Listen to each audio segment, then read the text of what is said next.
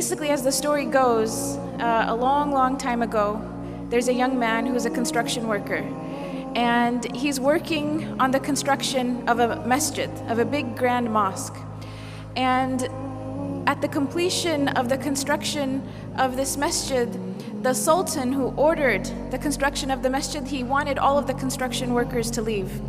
And the reason is because his daughter had asked him, this is the princess, the sultan's daughter, she made a special request that after the construction of this big, beautiful, grand masjid is finished, she wanted to be the first one to go into that masjid and pray 2 rak'ahs in the musalla with no one else there.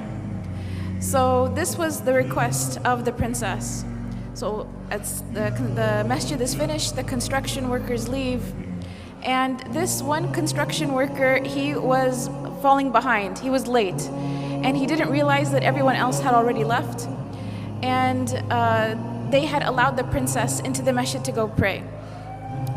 So as he's leaving, he catches a glimpse of the princess inside the musalla of the masjid praying 2 rak'ahs of nafl.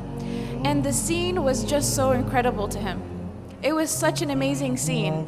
And he basically just fell in love with the princess. It was just a very beautiful image to him, and he fell in love with her. And it became more than that. He became infatuated with her. So when he came home, he told his mother about what had happened, and he said, you have to go to the sultan and ask for the princess's hand in marriage.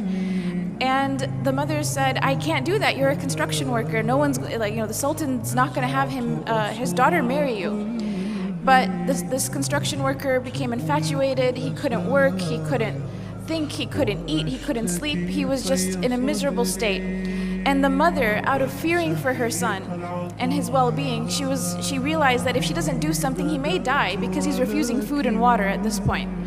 So she goes to the palace and she asks to speak to the sultan, and the guards, they turn her away. And she insists and she says, my son is going to die. I have to talk to the sultan. So finally, they let her talk to the sultan. And she mentions the story to the sultan, and the sultan asks that she come back with the construction worker. So they come back together, and he tells the construction worker, after everyone leaves the masjid at nighttime, after Isha prayer, you have to come and pray qiyam in this masjid for 40 nights. If you come and pray qiyam in this masjid for 40 nights straight, I will let you marry my daughter. And he said, there will be someone there to make sure that you come, and if you miss a day, we'll know about it. So in 40 days, I want, if you fulfill your end of the bargain, I will let you consider my daughter for marriage. So the construction worker is excited.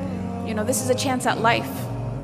So he goes the first day and he prays qiyam in the masjid after everyone leaves. And he goes the second day and the third. And after a few weeks, he notices that he's getting better. He's eating again, he's drinking again, he cares about life again.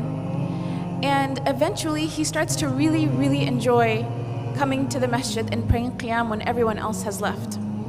To such an extent that he starts to pray to Allah, that Allah never takes away these beautiful moments that he has with him, alone in solitude, praying to him in the night.